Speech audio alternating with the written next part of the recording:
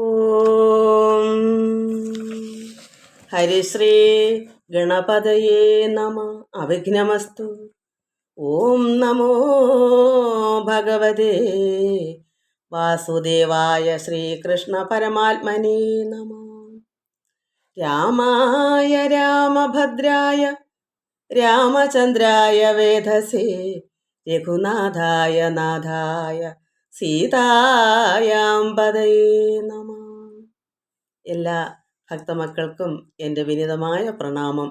എല്ലാവർക്കും ശാന്തിയും സമാധാനവും ഈശ്വരകൃപയും ആയുരാരോഗ്യവും എല്ലാ നന്മകളും ഉണ്ടാകണമേ എന്ന് പ്രാർത്ഥിക്കുന്നു. ഓം ലോക സമസ്ത സുഖിനോ ഭവന്തു. മക്കളെ, നമുക്ക് രാമായണം വായിക്കാം. കഴിഞ്ഞ പ്രാവശ്യം നമ്മൾ വായിച്ചത് സുധീഷ്ണ മുനിയുടെ ആശ്രമത്തിലായിരുന്നു ശ്രീരാമ ഭഗവാനും ലക്ഷ്മണനും സീതയും. അപ്പോൾ അന്ന് അവിടെ തങ്ങിയിട്ട് അഗസ്ത്യ മഹാമുനിയെ കാണാൻ പോകണമെന്ന് ആഗ്രഹം പറഞ്ഞിരുന്നു. അപ്പോൾ സന്തോഷത്തോടെ അന്ന് അവിടെ കഴിഞ്ഞിട്ട് അത് സുധീഷ്ണനും പറഞ്ഞു, ഞാനും എൻ്റെ ഗുരുവിനെ കണ്ടിട്ട് അനേക നാളായി, നമുക്ക് പോകാം കാണാം എന്നൊക്കെ പറഞ്ഞതനുസരിച്ച് അന്ന് അവിടെ തങ്ങിയിട്ട് പിറ്റേന്ന് അവർ യാത്രയായി. അപ്പോൾ അഗസ്ത്യ മഹാമുനി തങ്ങളെ കാണുമ്പോഴുള്ളതാണ് നമ്മൾ വായിച്ചു തീർന്ന്. അതായത് കണ്ടപ്പോൾ തന്നെ മഹാമുനിയുടെ സാഷ്ടാംഗം വീണ അവർ മൂന്ന് പേരും. എന്നിട്ട് ആശ്ലേഷിച്ച് എടുത്ത് അത്രമാത്രം ആലിംഗനം ചെയ്ത് ആനന്ദ കണ്ണുനീര് വന്ന് അഗസ്ത്യ മഹാമുനിക്ക് ദേഹം അത്രയും രോമാഞ്ചം കൊണ്ട് ഭഗവാന്റെ കൈ പിടിച്ച് ആശ്രമത്തിലേക്ക് കൊണ്ടുപോയിട്ട് പാദ്യാർഘ്യാദികളെല്ലാം ചെയ്ത് വന്യഭോജനങ്ങൾ, അതായത് പഴവർഗ്ഗങ്ങളും എല്ലാം കൊടുത്ത് സ്വീകരിച്ച് സന്തോഷമായിട്ട് ഇരുത്തി. അതാണ് നമ്മൾ വായിച്ചത്. കാരണം ആശ്രമം ജഗാം അഹൃഷ്ടാത്മനാ മുനിശ്രേഷ്ഠനാശ്രിത ജനപ്രിയനായ വിശ്വേശം രാമം. സർവ്വപേർക്കും ആശ്രയഭൂതനാണ്. എല്ലാ ഭക്തന്മാർക്കും ഭഗവാൻ ആശ്രയനാണ്. അങ്ങനെ ആശ്രിത ജനപ്രിയനായ വിശ്വേശം രാമം പാദ്യാർഘ്യ ആസന മധുവർക്ക മുഖ്യങ്ങളും ആപാദ്യ സമ്പൂജ്യ സുഖമായി ഉപവിഷ്ടം നാഥം. അങ്ങനെ ഭഗവാനെ അവിടെ സൽക്കരിച്ച് ആ മഹാമുനി ഇരുത്തി വന്യഭോജ്യങ്ങൾ കൊണ്ട് സാദരം ഭുജിപ്പിച്ചു. എല്ലാം കൊടുത്ത് ആഹാരങ്ങളെല്ലാം പഴവർഗ്ഗങ്ങളൊക്കെ വനത്തിലെ ആഹാരങ്ങൾ വന്യഭോജ്യങ്ങൾ കൊണ്ട് സാദരം ഭുജിപ്പിച്ച് ധന്യനാൻ തപോധനൻ ഏകാന്തേ ചൊല്ലിടിനാൻ. ഭഗവാനോട് തന്നെ മാത്രമായി എന്താ പറയുന്ന സ്തുതിപ്പാണ്. അഗസ്ത്യ മഹാമുനി ഭഗവാനെ കാണാൻ വേണ്ടി പാർത്തിരുന്നതാ. കാരണം അറിഞ്ഞു ഇങ്ങനെ അവതരിക്കുന്നു, ഭഗവാൻ നാരായണൻ ഭൂമിയിൽ അവതരിക്കുന്നു എന്നിത് അവിടെ ഭഗവാൻ പറഞ്ഞപ്പോഴേ ഇവിടെ അഗസ്ത്യ മഹാമുനി ഉള്ളിൽ അറിഞ്ഞു. അന്ന് തൊട്ടേ വരുന്നത് കാത്തിരിക്കുമായിരുന്നു. ഇപ്പം സംഭവം കണ്ടു. അത് അപ്പോൾ സ്തുതിക്കുന്നിനി. എന്താ അഗസ്ത്യ മഹാമുനിയുടെ സ്തുതിപ്പ്? നീ വരുന്നതും പാർത്തു ഞാനിരുന്നിതു. ഭഗവാൻ ശ്രീരാമനെ ഇങ്ങനെ നോക്കി വരുന്നതും കാത്തു ഞാൻ ഇരുന്നു. മുന്നം ദേവകളോടും കമലാസനനോടും ഭവാൻ ക്ഷീരവാരിധി തീരത്തിങ്കൽ നിന്നരുൾ ചെയ്തു. ഘോര രാവണൻ തന്നെ കൊന്ന് ഞാൻ ഭൂമണ്ഡല ഭാര അപഹരണം ചെയ്തിടുവനെന്ന് തന്നെ. ആനനമുഖം, നളിനം പോലത്തെ മുഖമുള്ള ഭഗവാനെ സകലേശ്വര ദയാനിധി സ്തുതിക്കുവാണ് അഗസ്ത്യ മഹാമുനി. എന്താ പറയുന്നത്? അതായത് ഘോര രാക്ഷസരെയൊക്കെ വധിക്കാനായിട്ട് ഭഗവാൻ പരമാത്മാവായ നാരായണൻ പാലാഴിയുടെ തീരത്ത് നിന്ന് പറഞ്ഞു, ഞാനിവിടെ ഭൂമിയിൽ അവതരിക്കുന്നു. അങ്ങനെ വന്നതാണ് ശ്രീരാമൻ. ഭഗവാൻ നാരായണൻ അന്ന് ദേവന്മാരും ബ്രഹ്മാവും എല്ലാം ചെന്ന് അപേക്ഷിച്ചു, ഇങ്ങനെ ഭൂമിയുടെ ഭാരം മാറ്റണം, ഭഗവാനെ അങ്ങ് തന്നെ അവതരിച്ചേ പറ്റുള്ളൂ എന്ന് പറഞ്ഞതനുസരിച്ച് അല്ലാതെ ആരാലും ഈ രാവണനെ വധിക്കാൻ പറ്റുകയില്ല. അതുകൊണ്ട് ഭഗവാൻ അല്ലാതെ മറ്റൊന്നും നടക്കത്തില്ല. അതുകൊണ്ട് ഇവരെല്ലാം ചെന്ന് പറഞ്ഞ് അപേക്ഷിച്ചപ്പോഴാണ് ഭഗവാൻ പറഞ്ഞത്, ഞാൻ ഇന്നതുപോലെ ദശരഥ മഹാരാജാവിൻ്റെ മകനായി അവതരിക്കാം. അപ്പോൾ ഭഗവാൻ സാക്ഷാൽ നാരായണനല്ലേ ശ്രീരാമൻ. അതുകൊണ്ട് ദേവകളോടും കമലാസനോടും ഭവാൻ ക്ഷീരവാരിധി തീരത്തിൽ, ആ പാലാഴി തീരത്ത് ചെന്നാണ് ഇവർ അപേക്ഷിച്ചത് ഭഗവാനോട്. അന്ന് അരുൾ ചെയ്തത് ഘോര രാവണൻ, അത് അത്രമാത്രം അഹങ്കാരിയായ രാവണനെ കൊന്ന് ഇവിടെ ഭൂമിയിലെ അപഹരണം, ഭൂമിയുടെ ഭാരം ഹരിക്കുക ഇല്ലാതാക്കുക. അതാ ഭാര അപഹരണം. ഭൂമണ്ഡലത്തിലെ ഈ ഭൂമിയിലെ ഭാരത്തെ നിഗ്രഹിക്കുക, ഹരണം ചെയ്യുക, ഹനിക്കുക. ഹരിക്കുക എന്ന് പറഞ്ഞാലും ഇല്ലാതാക്കുക. ചെയ്തിടുവനെന്ന് തന്നെ സാരസാനന ഭഗവാനെ സകലേശ്വര ദയാനിധി. അന്ന് ഞാനിങ്ങനെ അറിഞ്ഞു. അന്ന് തൊട്ടേ എന്ത് വന്നു ഈ മഹാമുനി, അത് കാത്തിരിക്കുക, എപ്പോൾ വരും എപ്പോൾ വരും എന്ന്. അതുകൊണ്ട് ഞാൻ അന്ന് തുടങ്ങി, അന്നേ ഞാനിങ്ങനെ ഇവിടെ വാണിടിനേൻ. ഈ വനത്തിൽ അന്നേ ഞാനിവിടെ കഴിയുന്നു. ആനന്ദ സ്വരൂപനാണ് ഭഗവാൻ. പരമാത്മാവ് ആനന്ദ സ്വരൂപനാണ്. നിന്നുടൽ കണ്ടുകൊള്ളുവാൻ ഭഗവാൻ അരൂപിയായ ആനന്ദ സ്വരൂപനാണ്. എന്നാൽ ഇവിടെ പരമാത്മാവ് ശ്രീരാമനായിട്ട് അവതരിച്ചപ്പോൾ ഉടലുണ്ടായി, ദേഹമുണ്ടായി. ആ ദേഹത്തെ കാണുവാനായിട്ട് മഹാമുനി അന്നേ കാത്ത് ഇരിക്കുന്നു. ഭഗവാന് ദയാനിധി ആനന്ദ സ്വരൂപ ഇങ്ങനെ പ്രാർത്ഥിക്കുവാണ്. അങ്ങനെ പറയുന്നു, ഞാൻ അന്ന് തുടങ്ങി അറിഞ്ഞ അന്ന് തൊട്ടേ ഞാൻ ഇവിടെ വാണിടിനെ ഞാൻ ഇവിടെ അന്നൊട്ടേ കഴിയുന്നു. ആനന്ദ സ്വരൂപനായിരിക്കുന്ന ഭഗവാന്റെ ഉടൽ കാണാൻ, നിന്നുടൽ കണ്ടുകൊള്ളുവാൻ താപസജനത്തോടും ശിഷ്യസംഘാതത്തോടും ശ്രീപാദാംബുജം നിത്യം ധ്യാനിച്ചു വസിച്ചു ഞാൻ. ഒത്തിരി താപസന്മാരുണ്ട്, മുനിമാരുണ്ട്, എന്നിട്ട് ശിഷ്യസംഘമുണ്ട്, ഒരുപാട് ശിഷ്യന്മാരും ഉണ്ട്. അവരുമായിട്ട് ശ്രീപാദാംബുജം ഭഗവാന്റെ പാദാംബുജം നിത്യവും ധ്യാനിച്ച് വസിച്ചിരിക്കുന്നു. ഒത്തിരി ശിഷ്യഗണങ്ങളും എപ്പോഴും ശ്രീരാമ മന്ത്രം തന്നെ മുഖരിതമായി അവിടെ മൊത്തവും ഇങ്ങനെ ശോഭിക്കുന്ന അത്ര ആനന്ദ ലഹരിയിലാണ് അവരെല്ലാവരും കൂടി ഇരുന്ന് ഭഗവാന്റെ മന്ത്രം ജപിച്ചിരുന്ന് എത്ര നാൾ ധ്യാനിച്ച് കാത്തിരിക്കുക. അപ്പോൾ ഒന്ന് ആലോചിച്ച് നോക്കണം. അപ്പോഴാണ് ഭഗവാൻ സാക്ഷാൽ അവിടെ വന്ന് ചേരുന്നത്, പ്രത്യക്ഷമാകുന്നത്. നമുക്കും ഇതുപോലെ അനേക നാൾ എത്ര നാളിരുന്നാലും കാണാത്തതുണ്ട്. എന്നാൽ പെട്ടെന്ന് കാണുന്നത് അത്രമാത്രം നമ്മുടെ ഉള്ളിലെ ആർത്തിയാണത്.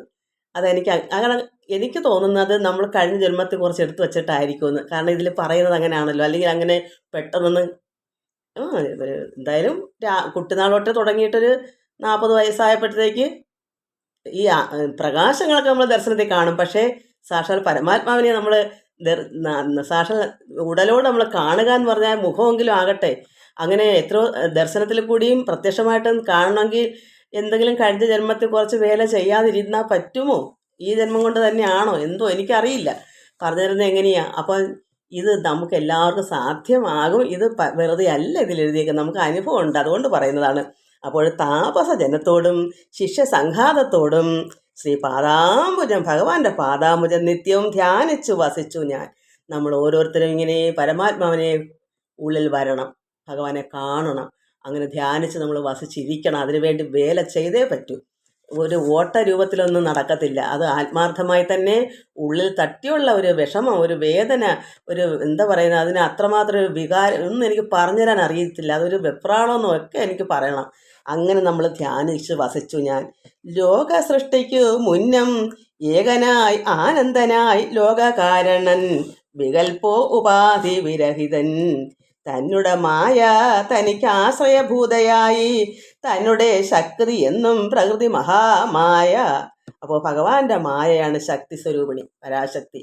ആ പരമാത്മാവിൻ്റെ ആ നിഷ്കള പരബ്രഹ്മ വസ്തുവിൽ നിന്നുണ്ടായ മായ, മഹാമായ ആ പരമാത്മാവിൻ്റെയാണ്. ഈ പ്രകൃതി അതിൻ്റെ ഒരു അവസ്ഥയാണ്. കഠിനമായ പരാശക്തി ജീവശക്തിയായിട്ട് നമ്മളിലെല്ലാം ഉള്ളിലുള്ളത്. പക്ഷെ ഇവിടെ അതിൻ്റെ അവിദ്യയാണ്. ഇത് വിദ്വാൻമാരിതിനെ അവിദ്യ എന്ന് പറയും. അതിൽ പറയുന്നുണ്ട്. കാരണം നമ്മൾ ജനിച്ചു വരുമ്പോഴേ ഈ പ്രകൃതിയിലേക്ക്, ഈ ഭൂമിയിലേക്ക് വീഴുന്നത് നമ്മൾ അജ്ഞാനം കൊണ്ട്, അറിവില്ലായ്മയാണ്. ഒന്നും നമുക്ക് അറിയത്തില്ല, പിന്നെ പഠിച്ചിട്ടാണ് അറിയുന്നത്. അപ്പോൾ അവിടെ ഈ പ്രപഞ്ചം അപ്പോൾ അവിദ്യ എന്ന വിദ്വാൻമാർ പറയുന്നത് ഇപ്പോൾ പറയും ഇതിനകത്ത്. അപ്പോൾ ലോക സൃഷ്ടിക്ക് മുന്നമേകാനായി, അപ്പോൾ ഈ സൃഷ്ടി ഇവിടെ ഈ ലോകം നമ്മളെല്ലാം സൃഷ്ടിക്കുന്നതിന് മുമ്പേ തന്നെ ഏകനായി ആനന്ദനായി ലോകകാരണൻ ഈ പരമാത്മാവ് ലോകത്തിൻ്റെ കാരണനായി നേരത്തെ ഉണ്ട്. അത് വികൽപ്പോ ഉപാധി വിരഹിതൻ തന്നുടെ മായ, ആ പരാശക്തി, ആ അമ്മ ഭഗവാന്റെ തന്നെ മായ തനിക്ക് ആശ്രയഭൂതയായി തന്നുടെ ശക്തി എന്നും പ്രകൃതി മഹാമായ. അത് ആ പരമാത്മാവിന് ആർക്കും ശക്തി വേണം. എല്ലാവർക്കും ശക്തി ഇല്ലെങ്കിൽ എന്താ, ശവമായി പോവും. അപ്പോൾ ശക്തി ഇല്ലെങ്കിൽ ഒറ്റ പദം വെപ്പാൻ ശക്തൻ ആരാ ഉള്ളത്? അപ്പോൾ നമ്മളെല്ലാം ഉള്ളിൽ എല്ലാ ജീവൻ്റെയും ഉള്ളിലിരിക്കുന്ന ആ ശക്തി സ്വരൂപിണി ആണ് മായ, മഹാമായ. അത് പരാശക്തി എന്നും പറയാം. അപ്പോൾ ഇവിടെ സാധാരണ ഇത് രണ്ടവസ്ഥയാണ്. ഒന്ന് പ്രകൃതി മഹാമായ എന്ന് പറഞ്ഞാൽ നമുക്കൊക്കെ അറിയുന്നതിന് മുമ്പ് ഇതിനൊക്കെ അവിദ്യ എന്ന് പറയും. വിദ്യ ഉണ്ടായി വന്നെങ്കിലേ നമുക്ക് ഇതിനെപ്പറ്റി ഈ മായ എന്താണെന്നും ഇത് നിത്യമല്ല എന്നും സത്യം ഏകമായ ഈശ്വരനെ ഉള്ളൂ എന്നൊക്കെ നമ്മൾ അറിഞ്ഞു വരുമ്പോഴാണ് ഇതൊക്കെ ഇതിൻ്റെ ഗുണഗണങ്ങൾ അറിയുന്നത്. ഇവിടെ നമുക്ക് വേണ്ടിയാണ് ഈ ഗുണങ്ങളാണ് വച്ചേക്കുന്നത്. ത്രിഗുണങ്ങളാണ് പ്രകൃതിക്ക്, അത് അമ്മയ്ക്കാണ്. മഹാമായയായിട്ടാണ് പരമാത്മാവിനില്ല. പരമാത്മാവിന് എന്താ ഇല്ലാത്തത്? ഗുണമൊക്കെ ഇവിടെ നമുക്ക് ഈ ലോക സൃഷ്ടികൾക്കാണ് വേണ്ടേ. ഈശ്വരൻ നമ്മളെപ്പോലുള്ള അല്ലല്ലോ. ഭഗവാൻ ഇതിക്കും മേലെയാണ്. ഇതൊക്കെ താഴെ നമുക്കായിട്ടുള്ളതായി ഈ ഗുണങ്ങൾ, സാത്വികം രാജസം താമസങ്ങളുടെ ഗുണങ്ങൾ. ഭഗവാൻ എന്തിനാ ഈ ഗുണങ്ങൾ? കാരണം ഭഗവാന് കർമ്മങ്ങൾ ഒന്നും തന്നെ ചെയ്യേണ്ട, ഒരു ജോലിയും ഒന്നും. പരമാത്മാവ് ആനന്ദമാണ്. ആ ആനന്ദ സ്വരൂപന് ഒരു കർമ്മവും ചെയ്യണ്ട. ഇവിടെ നമ്മളൊക്കെയാണ് കർമ്മങ്ങൾ ചെയ്ത ത്രിഗുണം, 3 ഗുണങ്ങൾ. സാത്വിക ഗുണമെടുത്ത് കർമ്മം ചെയ്യാം, തമോ ഗുണത്തിൻ്റെ കർമ്മം ചെയ്യാം, രജോ ഗുണത്തിൻ്റെ കർമ്മം. അതെല്ലാം നമ്മളാണ്, ഈ സൃഷ്ടിയായ നമുക്കാണ് ഇതൊക്കെ ആവശ്യം. അതുകൊണ്ട് ഭഗവാൻ പരമാത്മാവിന് ഗുണങ്ങളില്ല, നിർഗുണൻ എന്ന് പറയുന്നത് അതുകൊണ്ടാണ്. ഇവിടെ ഭഗവാന്റെ തന്നെ മായ തനിക്ക് പരമാത്മാവിന് ആശ്രയഭൂതയായി തന്നുടെ ശക്തി എന്നും പ്രകൃതി മഹാമായ നിർഗുണനായ. അപ്പം പ്രകൃതി മഹാമായയ്ക്കാണ് ഗുണങ്ങൾ, പരമാത്മാവിന് നിർഗുണം. അതാണ് നിർഗുണനായ നിന്നെ, ഈശ്വരനെ, പരമാത്മാവിനെ. അപ്പം നിർഗുണം വെച്ചാൽ ഗുണങ്ങളില്ലാത്ത, സാത്വികനോ താമസമെന്നോ അതാ തമോ ഗുണോ രജോ ഗുണോ ഒന്നും തന്നെ ഈശ്വരനില്ല. അതുകൊണ്ട് നിർഗുണനായ എന്ന് പറയുന്നത് അത് ഈ ഗുണങ്ങളൊന്നും ഭഗവാൻ ഇല്ലാത്തത് കൊണ്ടാണ്. ആ അമ്മയ്ക്കാണ് ഇതൊക്കെ കൊടുത്തത്. കാരണം പ്രകൃതി അമ്മയായി ഇതൊക്കെ നമ്മളെല്ലാം ഈ ഇവിടെ കർമ്മങ്ങളെല്ലാം ചെയ്യുന്ന ഈ പ്രകൃതി മഹാമായയാണ്. ആ അമ്മ ആണ് ഇത് ചെയ്യുന്നത്, ചെയ്യിപ്പിക്കുന്നത് ഈശ്വരൻ, പിതാവായ ദൈവം. ആ അമ്മയുടെ ഭർത്താവായ പരമാത്മാവ് ചെയ്യിപ്പിക്കുന്നു, ആ സാന്നിധ്യം കൊണ്ട് ചെയ്യുന്നു. പക്ഷെ ചെയ്യുന്നതെല്ലാം അമ്മയാണ്. അതുകൊണ്ട് ഭഗവാനെ പറയും നിർഗുണനായ നിന്നെ, പരമാത്മാവിനെ ആവരണം ചെയ്തിട്ട് തൽഗുണങ്ങളെ അനുസരിപ്പിച്ചിടുന്നതും ഈ ഗുണങ്ങളെയൊക്കെ അനുസരിപ്പിക്കുന്നു. എന്നിട്ട് നിർവ്യാജം, വേദാന്തികൾ എന്ത് പറയുന്നു ഇതിന്? ഒരു തെറ്റില്ലാതെ, ഒരു നിർവ്യാജം വെച്ചാൽ ഒരു വ്യാജവും ഇല്ല, ഒരു കള്ളവും ഇല്ലാതെ വേദാന്തികൾ ചൊല്ലുന്നു നിന്നെ മുന്നം. എന്താ പറയുന്നത് ഭഗവാനെ? മുന്നം ഈ അമ്മയെ, ഈ മഹാമായെ വേദാന്തികൾ പറയുന്നത് നിർവ്യാജം, ഒരു കളങ്കം കൂടാതെ വേദാന്തികൾ ചൊല്ലുന്നു നിന്നെ മുന്നം. ദിവ്യമാം അവ്യാകൃതമെന്ന് ഉപനിഷത്ത് വശാൽ. അതായത് മൂലപ്രകൃതിക്കും മൂലകാരണമായത്. ഈ മൂലപ്രകൃതി എന്ന് പറഞ്ഞാൽ എന്താ? ഇതിൻ്റെ ചുവട്, ഈ മൂലത്തിലെ, അതായത് പരമാത്മാവിൽ നിന്നുണ്ടായി ഉത്ഭവിച്ചാൽ അതിൻ്റെ യഥാർത്ഥ മൂലം, അതാണ് ഈ പ്രകൃതി അമ്മ മഹാമായ. ആ ഭഗവാനിൽ നിന്നുണ്ടായ അതിൻ്റെ മൂല കാരണമാണ്. അതുകൊണ്ട് ദിവ്യന്മാരായ മഹർഷിമാർ പറയുന്നു ദിവ്യമാ അവ്യാകൃതമെന്ന് ഉപനിഷത്ത് വശാൽ മൂലപ്രകൃതിക്ക് മൂലകാരണമായത് മായാദേവിയെ മൂലപ്രകൃതി എന്ന് ചൊല്ലുക. അങ്ങനെ മൂലത്തിനും കാരണമായ ഈ അമ്മയെ എന്ത് വിളിക്കുന്നു? മൂലപ്രകൃതി. ആദ്യമേ ഉള്ള അമ്മ. അതിൻ്റെയാണ് പിന്നെ ഉണ്ടായ എല്ലാ ഇവിടെ നമ്മൾ സങ്കല്പിക്കുന്ന എത്ര തരം അമ്മ, ദേവിയെ മൂകാംബികയെന്നോ അല്ലെങ്കിൽ ദുർഗയെന്നോ എന്തൊക്കെ ഭദ്രകാളിയെന്നോ എല്ലാം നമ്മൾ പറയുന്നില്ലേ? ഇതിൻ്റെ മൂലം ആരാണ്? ആ അമ്മ തന്നെ, മഹാപരാശക്തി തന്നെ. അതിൽ നിന്നാണ് ഇതെല്ലാം അവിടെ ഓരോ അവതാരങ്ങൾ അതിൻ്റെ ശക്തിയിൽ ഓരോ സ്വഭാവത്തിലിരിക്കുന്നു എന്നുള്ളതേ ഉള്ളൂ. ശക്തി ആ മൂലത്തിൽ തന്നെ ഉള്ള പ്രകൃതി മഹാമായയാണ്. അതുകൊണ്ടാണ് ഇവിടെ മൂലപ്രകൃതിക്കും കാരണമായത്. അതാണ് ദിവ്യമാം അവ്യാകൃതമെന്ന് ഉപനിഷത്ത് വശാൽ മായാദേവിയെ മൂലപ്രകൃതി എന്നും ചൊല്ലും. അപ്പോൾ അമ്മയുടെ ഒരു പേര് മൂലപ്രകൃതി. ഇനി മായ അതീതന്മാരെല്ലാം സംസൃതി എന്ന് ചൊല്ലും. ഈ മഹാമായയെ വേറെ ആര് പറയുന്നു? മായ അതീതന്മാർ, മായയെ ജയിച്ചവർ. അവർക്ക് മായയില്ല. എന്താ? ത്രിഗുണമില്ല. ഈ ഗുണങ്ങളിൽ നിന്നെല്ലാം അതിലേക്കെല്ലാം മുകളിലേക്കായി കഴിഞ്ഞു, അതീതമായി. അതുകൊണ്ട് അവർക്ക് ഒരു ബന്ധവുമില്ല മായയായിട്ട്. കാരണം എന്താ? അവർ ഈ ഒരു ലോകത്തിലെല്ലാം ത്യജിച്ചു കഴിഞ്ഞു, വധിച്ചു, നിഗ്രഹിച്ചു. മായയ്ക്കെല്ലാം അടിപ്പെടാതെ അതിൽ നിന്നെല്ലാം കവർ ചെയ്ത് മേലേക്ക് പോയി ബ്രഹ്മജ്ഞാനികളായി മാറുന്നു. അങ്ങനെയുള്ള അതീതന്മാരെന്ത് പറയുന്നു? സംസൃതി എന്ന് ചൊല്ലും. അപ്പം മഹാമായയുടെ ഒരു പേരാണ് സംസൃതി, ഒരു പേര് മൂലപ്രകൃതി. ഇനി വിദ്വാൻമാരെന്ത് പറയുന്നു ഈ മഹാമായയെ? വിദ്വാൻമാർ അവിദ്യ എന്ന് പറയുന്നുവല്ലോ. അവിദ്യ, വിദ്യയില്ല. കാരണം നമുക്കറിയാം, ഒന്ന് ചിന്തിച്ച് നോക്കൂ. നമ്മൾ ജനിച്ച് എന്നോട്ടാണ് നമുക്ക് ഇച്ചിരിയെങ്കിലും അറിവുണ്ടാകുന്നേ? ഒന്നീ അച്ഛനോ അമ്മയോ നമ്മളെ അമ്മ അച്ഛന്ന് പഠിപ്പിച്ച് ഓരോന്ന് ഹരിശ്രീ ഇങ്ങനെ ഓരോന്നോരോന്ന് പഠിച്ച് വരുമ്പോഴാണ് നമുക്ക് അറിവുണ്ടാകുന്നത്. അതിനുമുമ്പ് നമുക്ക് എന്തെങ്കിലും അറിവുണ്ടോ ഈ ഭൂമിയിൽ? എല്ലാവരും ജനിക്കും, ചില കഴിഞ്ഞ ജന്മത്തെ എന്തെങ്കിലും വാസന കൊണ്ട് ഉള്ളിൽ എന്തൊക്കെയോ ചിലപ്പം ജ്ഞാനം ഇല്ല അത് ഒരു തെളിച്ചെടുക്കാനെങ്കിലും ഒരു ഗുരു വേണം. ഉള്ളിൽ കാണും, പക്ഷെ അതെന്തോന്ന് അറിയത്തില്ലല്ലോ, കാരണം കഴിഞ്ഞ ജന്മത്തിലെല്ലാം നമ്മൾ മറന്നു പോകും. അപ്പോൾ അതുകൊണ്ട് ഒന്ന് ഒരുക്കി എടുക്കാനൊരു ഗുരുവെങ്കിലും വേണം, അല്ലെ അമ്മയോ അച്ഛനോ ആരും പറഞ്ഞു തരണം. അതുകൊണ്ട് ഇവിടെ നമുക്ക് ആരിവിടെ ഭൂമിയിൽ വന്നാലും ഭഗവാൻ നാരായണ കൃഷ്ണൻ പോലും ഈശ്വരൻ്റെ തനി അവതാരമാണ്. പക്ഷേ ഗുരുകുലത്തിൽ പഠിച്ചു എന്നാലേ അറിയാൻ പറ്റുള്ളൂ. അതുകൊണ്ട് വരുമ്പോഴേ നമ്മളെല്ലാവരും അജ്ഞാനികളാണ്, അറിവില്ലാത്തവരാ. അതിനാണ് അവിദ്യ എന്ന് പറയാം. അപ്പം മഹാമായ അവിദ്യ എന്ന് പറയാം. ഈ പ്രകൃതി അവിദ്യയാ. അതുകൊണ്ട് വിദ്വാൻമാർ എന്ത് പറയുന്നു? അവിദ്യ എന്ന് പറയുന്നു. അപ്പോൾ മഹാമായയെ എന്തൊക്കെ പറയുന്നു? മൂലപ്രകൃതി എന്ന് പറയുന്നു, പിന്നെ സംസ്കൃതി എന്ന് പറയുന്നു. വിദ്വാൻമാർ ഇതിനെ അവിദ്യ എന്ന് പറയുന്നു. വിദ്വാൻ ആയതുകൊണ്ടാണ് അവർക്ക് മനസ്സിലായി. ഒരു വിദ്വാന് മാത്രമേ അവിദ്യ എന്തെന്ന് അറിയൂ. കാരണം വിദ്വാൻ ആയതെന്തുകൊണ്ടാണ്? അറിഞ്ഞതുകൊണ്ടാണ്, പഠിച്ചപ്പം ആ വിദ്വാൻ മനസ്സിലാക്കുന്ന, അയ്യോ ഈ മഹാമായ എത്രമാത്രം അറിവില്ലാത്തതാണ്, ഇവിടെ ഒന്നിനും അറിവില്ല, വരുന്ന ഒന്നിനും അറിവില്ല. പിന്നെ പോകെ ഇതുപോലെ വേദവ്യാസ മഹാമുനി രചിച്ച ഈ ഗ്രന്ഥങ്ങളൊക്കെ നമ്മൾ വായിച്ചും പഠിച്ചും അല്ലെങ്കിൽ ഗുരുകുലത്തിൽ നിന്ന് പഠിച്ചു വേണം നമ്മൾ അറിയാൻ, വിദ്വാനാവാൻ. അപ്പോൾ നമുക്ക് മനസ്സിലാവും നമ്മൾ ജനിച്ചു വന്ന ഈ അമ്മയിൽ, ഈ പ്രകൃതി മഹാമായ പ്രപഞ്ചത്തിൽ നമ്മൾ ആര് ജനിച്ചാലും നമ്മൾ അവിദ്യ ഒന്നും അറിയത്തില്ല. സ്കൂളിലെ പഠിത്തമായാലും ഗുരുകുലത്തിലെ പഠിത്തം, രണ്ട് ആധ്യാത്മികമായാലും ബാഹ്യലോകത്തിലുള്ള പഠിത്തമായാലും എല്ലാം നമ്മൾ പഠിച്ചെങ്കിലേ അറിയത്തുള്ളൂ. അതുകൊണ്ട് പറയുന്നു വിദ്വാൻമാർ ഇത് ഈ പ്രപഞ്ചമായത് മഹാമായേ പ്രകൃതിയെ എന്ത് വിളിക്കുന്നു? അവിദ്യ. അതുകൊണ്ട് വിദ്വാൻമാർ അവിദ്യ എന്ന് പറയുന്നുവല്ലോ. ശക്തിയെ പല നാമം ചൊല്ലുന്നു പലതരം. അപ്പോൾ ഇങ്ങനെയുള്ള പരാശക്തിയാക്കുന്ന ഈ അമ്മയെ, ഈ മഹാമായയെ പല പല നാമങ്ങൾ പറയുന്നു. അവിദ്യയെന്നും പിന്നെ വിദ്യയുമാണ്. അത് തെളിച്ചെടുക്കുമ്പോൾ ആ വിദ്യയിൽ കൂടെ നമുക്ക് മനസ്സിലാക്കാൻ പറ്റും. അതും അമ്മയുടെ വേറൊരു ഭാവമാണ്. അവിദ്യയും വിദ്യയും ഉണ്ട്. അപ്പോൾ ഇത് ശക്തിയെ, ഈ അമ്മയെ പല നാമത്തിൽ പറയുന്നു, ചൊല്ലുന്നു പലതരം. നിന്നാൽ സംക്ഷോഭ്യമാണയാകിയ മായ തന്നിൽ നിന്നുണ്ടായി വന്നു മഹത്തത്വം എന്നല്ലോ ചൊല്ലു. അങ്ങനെ പരമാത്മാവിനാൽ, ശ്രീരാമനാൽ സംക്ഷോഭ്യമാണയാകിയ മായ, അപ്പോൾ പരമാത്മാവിൽ നിന്നുണ്ടായ ഈ മായ തന്നിൽ നിന്നുണ്ടായി വന്നു. അത് ഈ മഹാമായ എവിടെ നിന്നുണ്ടായി? പരാശക്തി ആ പരമാത്മാവിൽ നിന്ന് തന്നെ ഉത്ഭവിച്ചതാണ്. പരബ്രഹ്മത്തിൽ നിന്നുണ്ടായ ഒരു പ്രഭയാണ്. ആ മഹാമായ അമ്മ യഥാർത്ഥത്തിൽ ശ്രീരാമൻ ആരാ? പരമാത്മാവല്ലേ? അപ്പോൾ ശ്രീരാമനിൽ നിന്ന് ഉത്ഭവിച്ചതാണ്.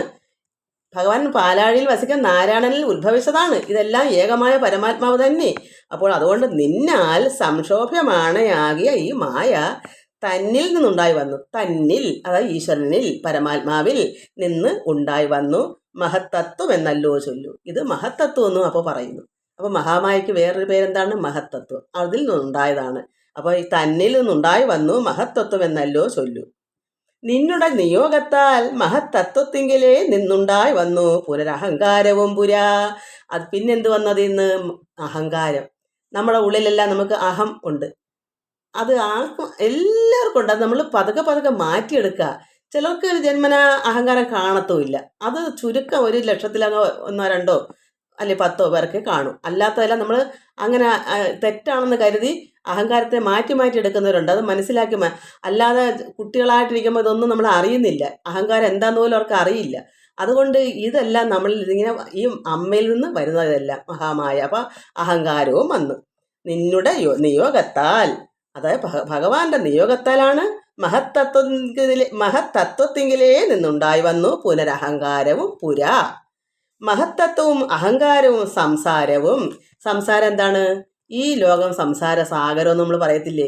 ദുരിതാബ്ധി എന്ന് പറയുന്നത് എപ്പോഴും ദുഃഖദുരിതങ്ങളാകുന്ന ഒരു ലോകമാണ് നമ്മുടെ ഈ പ്രപഞ്ചം, പ്രകൃതി. അത് സുഖദുഃഖങ്ങൾ ഇങ്ങനെ ഇടകലർന്ന് ദുഃഖവും സുഖം വരുമ്പോൾ അഹങ്കാരം ഉള്ളതുകൊണ്ട് അങ്ങ് സന്തോഷിച്ച് ആഹ്ലാദിക്കും. ദുരിതം വന്നാൽ അതിനേക്കാൾ ഉപരി വിഷമിക്കും.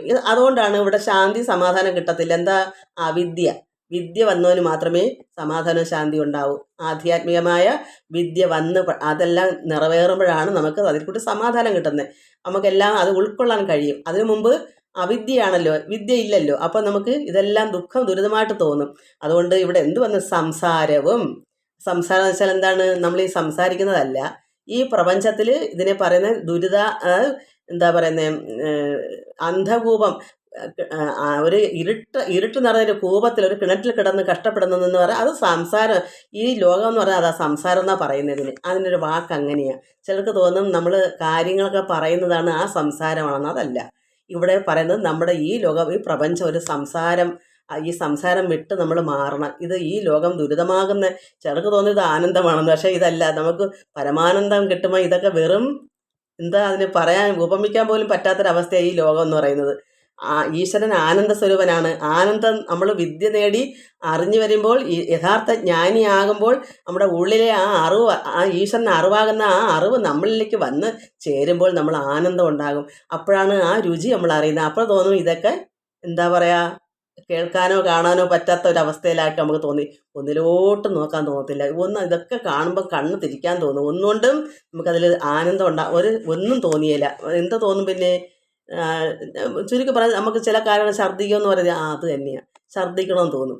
അത് അത് ചിന്തിക്കാനോ അത് കാണാനോ ഒന്നും കഴിയത്തില്ല. ആ ഒരവസ്ഥയാണ് ഈ പരമാനന്ദം അനുഭവിക്കുന്നവർ. അപ്പോൾ ഇതുകൊണ്ട് പിന്നെ മഹത്തത്വവും അഹങ്കാരവും സംസാരവും മഹദ്വേദികൾ ഏവം മൂന്നായി ചൊല്ലിയിടുന്നു. അപ്പം മഹാത്മാക്കൾ ഇതിനെ മൂന്നായി പറയുന്നത്. എന്താ ഈ മൂന്നായി പറയുന്നത്? സാത്വികമെന്നും രാജസമെന്നും താമസമെന്നും ഈ മൂന്നവസ്ഥ. അത് നമ്മുടെ പ്രകൃതിക്ക് മാത്രമേ ഉള്ളൂ. നമ്മുടെ ഈ സൃഷ്ടിച്ച നമുക്ക് മാത്രമേ പരമാത്മാവിന് ഗുണങ്ങളില്ല. കാരണം നമുക്കാണ് ഇവിടെ കർമ്മങ്ങളൊക്കെ ചെയ്യണത്. നമുക്ക് 10 പേരുണ്ടെങ്കിൽ 10 പേർക്കും 3 തരത്തിലുള്ള ഗുണങ്ങളുണ്ട്. ചിലർക്ക് തമോ ഗുണം തന്നെയായിരിക്കും, ചിലർക്ക് സാത്വിക ഗുണം തന്നെയായിരിക്കും, ചിലർക്ക് രജോ ഗുണം തന്നെയായിരിക്കും.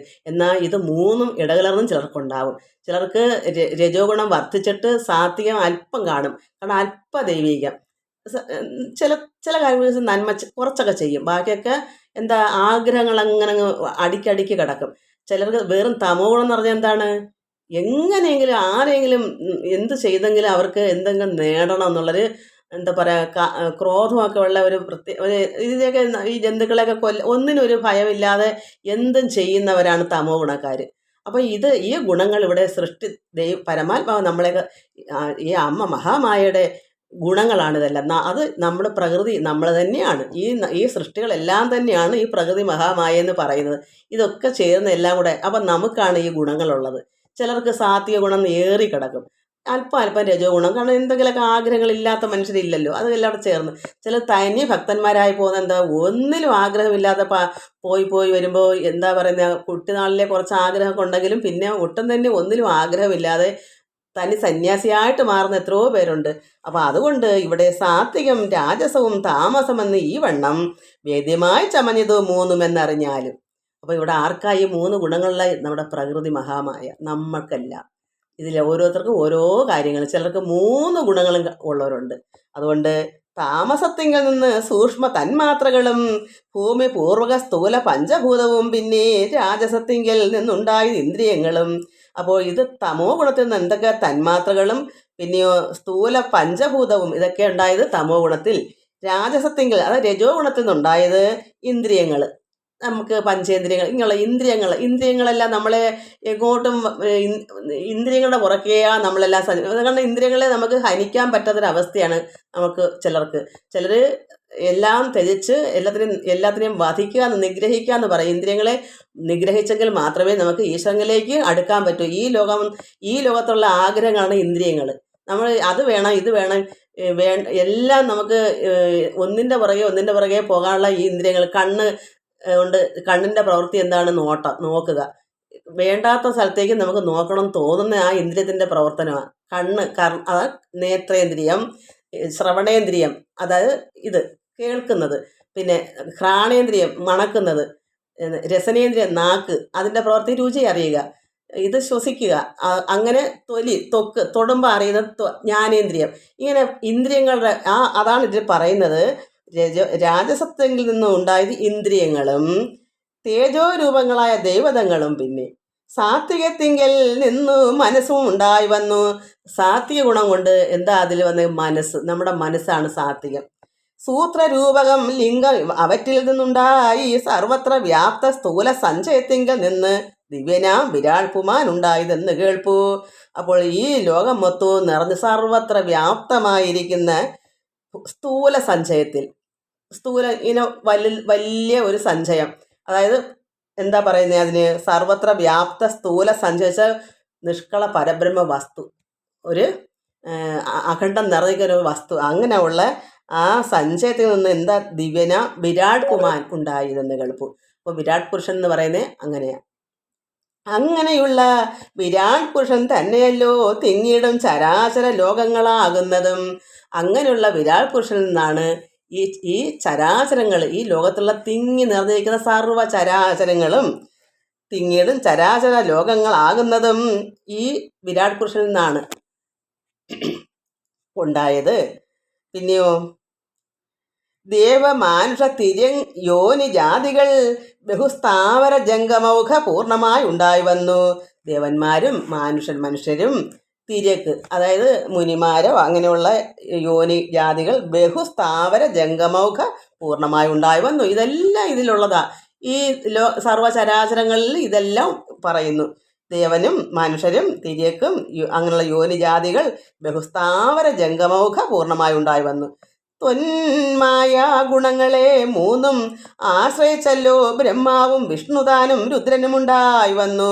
ഈ ത്വന്മായാ ഗുണങ്ങളെ മൂന്ന് ഗുണങ്ങളെ ആശ്രയിച്ചാണ് ഇവിടെ ബ്രഹ്മാവും വിഷ്ണുവും രുദ്രൻ ശിവൻ ഈ 3 രൂപങ്ങൾ ഉണ്ടായി വന്നത്. അപ്പം ബ്രഹ്മാവിന് രജോ ഗുണവും പിന്നെ സാത്വികം വിഷ്ണുവിനും തമോ ഗുണം പരമശിവനും, ഇങ്ങനെ 3 ഉണ്ടായി വന്നു. ലോക സൃഷ്ടിക്ക് രജോ ഗുണം ആശ്രയിച്ചല്ലോ ലോകേശനായ ധാത നാഭിയിൽ നിന്നുണ്ടായി. ഈ ലോകത്തിൻ്റെ സൃഷ്ടിക്ക് എന്താ വന്നത്? രജോ ഗുണം എടുത്ത് ധാതാവ്, അതായത് ബ്രഹ്മാവ് എവിടെ നിന്നുണ്ടായി? ഭഗവാൻ നാരായണൻ്റെ നാഭിയിൽ നിന്നുണ്ടായി, താമരയിൽ വന്ന് ജനിച്ചു. അതുകൊണ്ടാണ് ലോക സൃഷ്ടിക്ക് രജോ ഗുണം ആണ് ഈ ബ്രഹ്മാവ്. ആ ബ്രഹ്മാവ് ഭഗവാന്റെ ശ്രീരാമൻ്റെ, എന്താ ശ്രീരാമൻ്റെ എന്ന് പറയാൻ കാരണം ഇവിടെ പാലാഴിയിലെ ഭഗവാൻ നാരായണനാണ് ശ്രീരാമനായിട്ട് അവതരിച്ചത്. അതുകൊണ്ടാണ് ഈ അഗസ്ത്യ മഹാമുനി ശ്രീരാമനോട് പറയുന്നത് ഇതെല്ലാം അങ്ങ് തന്നെയാണ്, അവിടുത്തെ നാഭിൽ നിന്നാണ് രജോ ഗുണം എടുത്ത് ഈ ബ്രഹ്മാവ് നാഭിൽ നിന്നുണ്ടായി. സത്വമാ ഗുണത്തെങ്കിൽ നിന്നു രക്ഷിപ്പാൻ വിഷ്ണു രുദ്രനും തമോ ഗുണം കൊണ്ട് സംഹരിപ്പാനും. സത്വഗുണമെടുത്ത് ഈ സൃഷ്ടികളെയൊക്കെ രക്ഷിക്കാൻ, ഇപ്പം രജോ ഗുണമെടുത്ത് നമ്മളെയൊക്കെ സൃഷ്ടിച്ചു ആര്? ബ്രഹ്മാവ്. ഈ നമ്മളെല്ലാം പിന്നെ രക്ഷിക്കുന്നത് ആരാ? മഹാവിഷ്ണു നാരായണൻ. രുദ്രനായിട്ടൊന്നും കൊണ്ട് തമോ ഗുണമെടുത്ത് സംഹരിപ്പാൻ. അപ്പം നമ്മളെയൊക്കെ സംഹരിപ്പാൻ പരമശിവനും പിന്നെ രക്ഷിപ്പാൻ വിഷ്ണുവും, സൃഷ്ടിക്ക് വേണ്ടി രജോ ഗുണമെടുത്ത് ബ്രഹ്മാവും. ബുദ്ധിജാതകളായ വൃത്തികൾ ഗുണത്രയം നിത്യ അംശിച്ചു ജാഗ്രൽ സ്വപ്നവും സുഷുപ്തിയും. അപ്പോൾ ഈ ബുദ്ധിജാതകളായ ഈ വൃത്തികൾ, ഈ ഗുണത്രയങ്ങൾ, ഈ 3 ഈ ഗുണങ്ങൾ, അതായത് ത്രിഗുണങ്ങളെടുത്ത് നിത്യാദി അംശിച്ചിട്ട് ജാഗ്രൽ സ്വപ്നവും സുഷുപ്തിയും, ഈ 3 കാര്യങ്ങളും ഇവറ്റിനെല്ലാം സാക്ഷിയായ ചിന്മയൻ ഭവാൻ നിവൃത്തൻ നിത്യനേകൻ അവ്യനല്ലോ നാഥ. മഹാമുനി അഗസ്ത്യ മഹാമുനി ഇതൊക്കെ സ്തുതിച്ച് പറയുക. ഞാനിത് അർത്ഥമൊക്കെ ഉള്ളണക്കൊക്കെ പറഞ്ഞുകൊണ്ട് ഇത് ചൊവ്വന് ചൊല്ലാൻ പറ്റുന്നില്ല. ഇത് നന്നായി പ്രാർത്ഥിക്കേണ്ട ഒരു പ്രാർത്ഥനയാണ്. ഇതൊക്കെ അദ്ദേഹം അറിഞ്ഞ് പറയുക ശ്രീരാമനോട്. കാരണം ഇങ്ങനെയെല്ലാം ഉള്ള ഭഗവാനെ കാരണഭൂതനായിരിക്കുന്ന ശ്രീരാമനാണ് ഇതൊക്കെ ചെയ്യിക്കുന്നത്. അതാണ് ഇവറ്റിനെല്ലാം സാക്ഷി. ഇവിടെ രജോ ഗുണമെടുത്ത് ചെയ്യിക്കുന്നത് ഭഗവാൻ ശ്രീരാമൻ, പിന്നെ തമോ ഗുണം രുദ്രനെടുക്കുന്നത് അത് ശ്രീരാമൻ ചെയ്യിക്കുന്നു. ഈ സൃഷ്ടിയെ രക്ഷിക്കുന്നതും ഭഗവാൻ ശ്രീരാമൻ, അതായത് പരമാത്മാവെന്നാണ് എൻ്റെ അർത്ഥം. ഇതൊക്കെ ചെയ്യിക്കുന്നത് സാക്ഷിയായി ഇതൊക്കെ ചെയ്ത് നിന്നും കൊണ്ട് ചെയ്യിക്കുന്നു. ഇതൊക്കെ ഇവറ്റിനെല്ലാം സാക്ഷിയായ ചിന്മയൻ ഭവാൻ നിവൃത്തനാണ്. കാരണം ഒന്നും ചെയ്യേണ്ടതായിട്ടില്ല, ചെയ്യിക്കുന്നു. പരമാത്മാവ് ശ്രീരാമൻ ഒന്നും തന്നെ ഇവിടെ കർമ്മം, ഇവിടെ ഇപ്പോൾ രാവണനെ വധിക്കാൻ വന്ന ശരീരം എടുത്തത് കൊണ്ടാണ്, അതിനായിട്ട് വന്നതുകൊണ്ട്, അല്ലാതെ പരമാത്മാവിന് ഒരു കർമ്മവും ഇല്ല, ഒന്നും അതാണ് ഗുണങ്ങളില്ല. ഉണ്ടെങ്കിലല്ലേ ചെയ്യേണ്ടത്. കാരണം നമുക്കൊക്കെ ഓരോ ഗുണം വെച്ചാണ് നമ്മളിപ്പം ഒരു കർമ്മം ചെയ്യുന്നത്. അത് ദോഷമായാലും ഗുണമായാലും അത് പുണ്യമോ പാപമോ എന്ന് ചിന്തിക്കാതെ കർമ്മങ്ങൾ ചെയ്യുന്നത് ഈ സൃഷ്ടികളാണ്. അതവിടെ ഈശ്വരന് പരമാത്മാവിന് അങ്ങനെ കർമ്മങ്ങളൊന്നും ചെയ്യേണ്ടതായിട്ടില്ല. അതുകൊണ്ട് അവിടെ നിർഗുണൻ എന്ന് പറയുന്നത് ഗുണങ്ങൾക്കാണ്. തമോ ഗുണം എടുത്തവർക്ക് ഇപ്പോൾ തമോ ഗുണം, ഇപ്പോൾ എനിക്ക് തമോ ഗുണം ഉണ്ടെങ്കിൽ ഞാൻ വെറും ദുഷ്പ്രവൃത്തികളെ ചെയ്യത്തുള്ളൂ. എനിക്ക് സാത്വിക ഗുണമാണെങ്കിൽ ഞാൻ നല്ല പ്രവൃത്തികൾ ചെയ്യും. അതേസമയം എന്നിലെ രജോ ഗുണമാണ് വർദ്ധിച്ചിരിക്കുന്നതെങ്കിൽ ഞാൻ കിട്ടിയതൊന്നും പോരാ പോരാ, ഇന്ന് ഒന്ന് വിൽക്കണം, നാളെ 10 കൊണ്ട് ഇങ്ങനെ പുറകെ ഉണ്ടാക്കാൻ എന്നുവെച്ചാൽ എന്താ, ഇന്ന് 10 കിട്ടുമെങ്കിൽ അടുത്ത നാളെ 20 വേണം, അതിനു വേണ്ടി പ്രയത്നിക്കാനായിട്ട് പോകും. ഇതൊക്കെ രജോ ഗുണക്കാരുടെ ശീലമാണ്. അപ്പോൾ ഇതൊക്കെ ആർക്കാ ഉള്ളത്? നമുക്കൊക്കെ. ഈ ലോകത്തിലെ നമ്മളെ സൃഷ്ടിച്ച നമുക്ക് മനുഷ്യർക്ക്, മൃഗങ്ങൾക്ക് ഇങ്ങനെയൊന്നും ഇല്ലല്ലോ. അവർക്ക് കിട്ടുന്നത് എന്താണെന്ന് അവർക്ക് അതിനെപ്പറ്റി അറിയത്തില്ലല്ലോ. മനുഷ്യർക്കല്ലേ. അപ്പം ഇതെല്ലാം നിവർത്തനാണ് ഈ ശ്രീരാമൻ. പക്ഷെ ഇപ്പോൾ ഇവിടെ കർമ്മം ചെയ്യാനായിട്ട് വന്നതുകൊണ്ട്, ദേഹം എടുത്തതുകൊണ്ട് പക്ഷെ യഥാർത്ഥത്തിൽ ആരാത്? പരമാത്മാവാ. അതുകൊണ്ട് നിവർത്തൻ എന്ന് പറയുന്നത് ഒന്നും ചെയ്യേണ്ടതായിട്ടില്ല. ഇവറ്റിനെല്ലാം സാക്ഷിയാണ്. നമ്മളെല്ലാവരും ഇവിടെ എന്തൊക്കെ ചെയ്യുന്നു അതിനെല്ലാം സാക്ഷിയായി നിൽക്കുന്നു. അതുകൊണ്ട് ഇവിടെ പരമാത്മാനെ, ശ്രീരാമനെ ഇവിടെ നിവർത്തൻ എന്ന് പറയുന്നത് ഒന്നും ഇല്ല, എല്ലാം നിവർത്തിയായി, ഒന്നും ചെയ്യേണ്ടതായിട്ടില്ല. നിവർത്തൻ നിത്യനുമാണ് ഭഗവാൻ, ഏകനും അവ്യയനല്ലോ ഭഗവാനെ നാഥ. ഇവിടെ അഗസ്ത്യ മഹാമുനി പറയുന്നു, അങ്ങ് ഇവറ്റിനെല്ലാം സാക്ഷിയായ ചിന്മയനായ ഭവാൻ നിവർത്തൻ നിത്യൻ ഏകൻ അവ്യനല്ലോ നാഥ. യാതൊരു കാലം സൃഷ്ടി ചെയ്യുവാൻ ഇച്ഛിച്ചു ഭവാൻ. എന്നോ ഒരിക്കൽ ഈ സൃഷ്ടി ചെയ്യുവാൻ പരമാത്മാവ് ഇച്ഛിച്ചു, ആഗ്രഹിച്ചു. അപ്പോഴെന്ത് വന്നു? മോദമോടെ അപ്പോൾ അംഗീകരിച്ചു മായ. ആ ഭഗവാന്റെ ഭാര്യ മോദമോട് സന്തോഷത്തോടെ ഈ സൃഷ്ടി ചെയ്യണമെന്ന് ഒന്ന് ആഗ്രഹിച്ചപ്പോൾ തന്നെ മഹാമായയായിരിക്കുന്ന ആ അമ്മ, ആ ദേവി അംഗീകരിച്ചു. മോദമോടെ അംഗീകരിച്ചു, സന്തോഷത്തോടെ ഈ സൃഷ്ടികർമ്മം ചെയ്യുന്നു. ആര് ചെയ്യിപ്പിക്കുന്നു? പരമാത്മാവായ ശ്രീരാമൻ, ഭഗവാൻ നാരായണൻ പരമാത്മാവ്.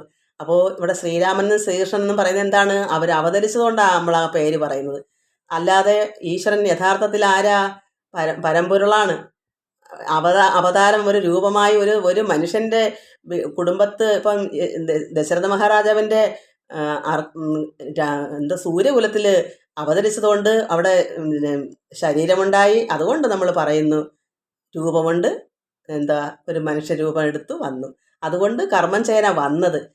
ആരുടെ പ്രാർത്ഥന മൂലം? ദേവന്മാരും ബ്രഹ്മാവും അപേക്ഷിച്ചു. ഇവിടെ ഭൂമിക്ക് അത്രമാത്രം ദുഃഖദുരിതങ്ങൾ ഭാരം വർദ്ധിക്കുന്നു രാവണനെ കൊണ്ട്, അല്ലെങ്കിൽ കംസനെ കൊണ്ട്. അന്ന് കൃഷ്ണൻ വന്നു.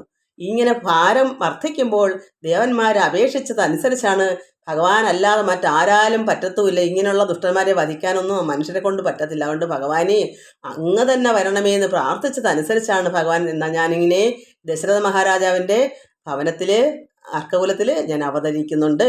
കാരണം അവരും തപസ് ചെയ്തുകൊണ്ടിരിക്കുക, 2-3 ജന്മം ഭഗവാൻ തന്നെ മക്കളായി വരണമെന്ന്, മകനായി വരണമെന്ന്. അതും കൂടെ ഉണ്ട്. എല്ലാം കൂടെ ഒരു നിമിത്തമായി വന്നപ്പോൾ ഭഗവാൻ അങ്ങനെ അവതരിച്ചു. അതുകൊണ്ടാണ് ഭഗവാന് ശരീരം ഉണ്ടായത്. ആ ശരീരത്തെ ഒന്ന് കാണാൻ കൊതിച്ചിരുന്നു അഗസ്ത്യ മഹാമുനി. അപ്പോഴാണ് പ്രത്യക്ഷമായി. അനേക നാളുടെ ശിഷ്യന്മാരും മുനിമാരും എല്ലാവരും കൂടെ പ്രാർത്ഥിച്ച് ഇങ്ങനെ വന്നിട്ടുണ്ട്, കാണാൻ കൊതിച്ചിരുന്നു. അപ്പോൾ ഭഗവാൻ വന്നു. അപ്പോൾ ഇപ്പോൾ സ്തുതിക്കുന്നു. ഭഗവാനെ കണ്ടപ്പോൾ ഇതെല്ലാം പറഞ്ഞ് സ്തുതിക്കുന്നു. അപ്പോൾ ഭഗവാൻ നിവർത്തനാണ്. ബുദ്ധിജാതകളായ വൃത്തികൾ ഗുണത്രയം നിത്യം അംശിച്ചു ജാഗ്രൽ സ്വപ്നവും സുഷുപ്തിയും. അതായത് സ്വപ്നവും സുഷുപ്തി ഉറക്കവും ജാഗ്രൽ ഉണർന്നിരിക്കുന്നതാണെന്ന് തോന്നുന്നു. ഇവറ്റിനെല്ലാം സാക്ഷിയായി നിൽക്കുകയാണ് ഭഗവാൻ പരമാത്മാവായ ശ്രീരാമൻ. ഇവറ്റിനെല്ലാം സാക്ഷിയായ ചിന്മയൻ ഭവാൻ നിവർത്തൻ നിത്യൻ ഏകൻ അവ്യനല്ലോ നാഥ. യാതൊരു കാലം സൃഷ്ടി ചെയ്യുവാൻ ഇച്ഛിച്ചു ഭവാൻ. എന്നാ ഭഗവാൻ ഇവിടെ ഈ ലോകം ഇവിടെ ഒന്നുമില്ലാതെ ശൂന്യമായി കിടന്നൊരു ഇതിൽ സൃഷ്ടി ചെയ്യാനൊന്ന് ഇച്ഛിച്ചു. ഭഗവാന്റെ ഒന്ന് കരുതി. അപ്പോൾ തന്നെ മോദമോടപ്പോൾ അംഗീകരിച്ചു മഹാമായ ദേവി. അത് സന്തോഷമായിട്ട് അംഗീകരിച്ചു. അങ്ങനെ അമ്മയാണ് ഇതെല്ലാം നമ്മളെല്ലാം നമ്മുടെ അമ്മയല്ലേ ഒരു ജീവനെ സൃഷ്ടിക്കാൻ പറ്റൂ.